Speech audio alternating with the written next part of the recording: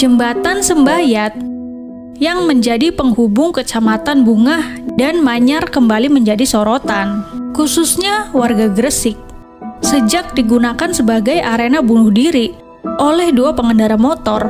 Jembatan yang dibangun sejak zaman Gubernur Jenderal Deedles ini ternyata menyimpan banyak misteri.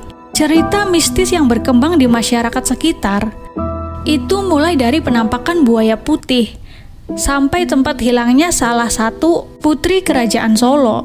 Bahkan di era Gubernur Jenderal Deedles pada tahun 1808, jembatan yang dulunya dinamakan Jembatan Geladak ini pernah menjadikan ratusan manusia sebagai tiang pancang jembatan.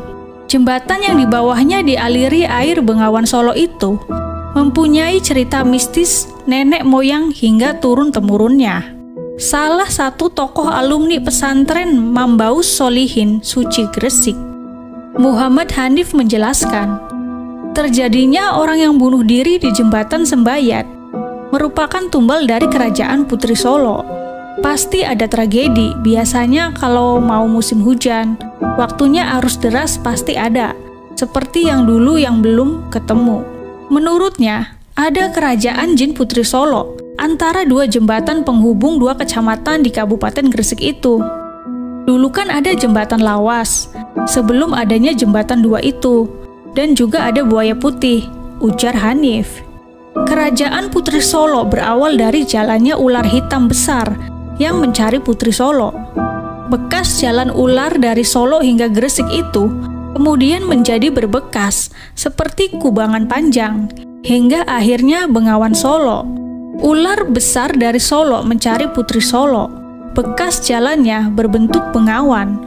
Ular besar ini menetap di Mengare, dan Putri Solo menetap di bawah Jembatan Sembayat.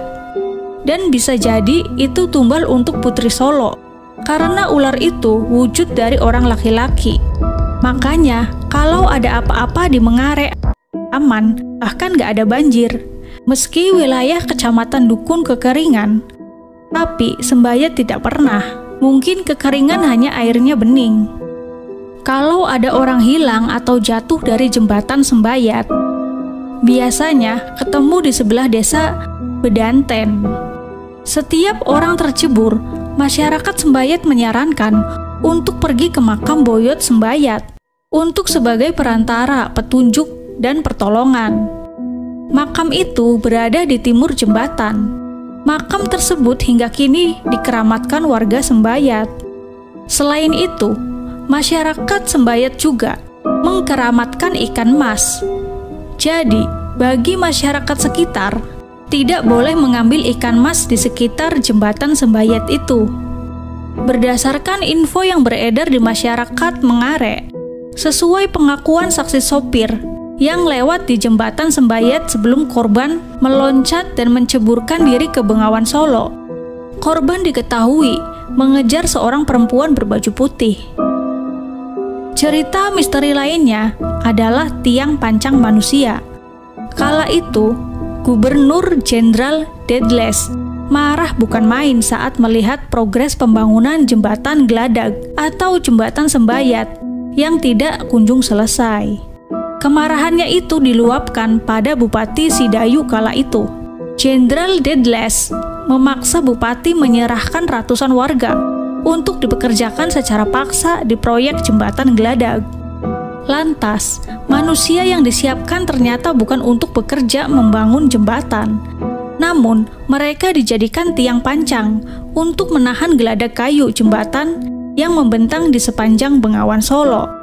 Saat itulah banyak nyawa yang melayang akibat kebijakan keras Gubernur Jenderal Deedles.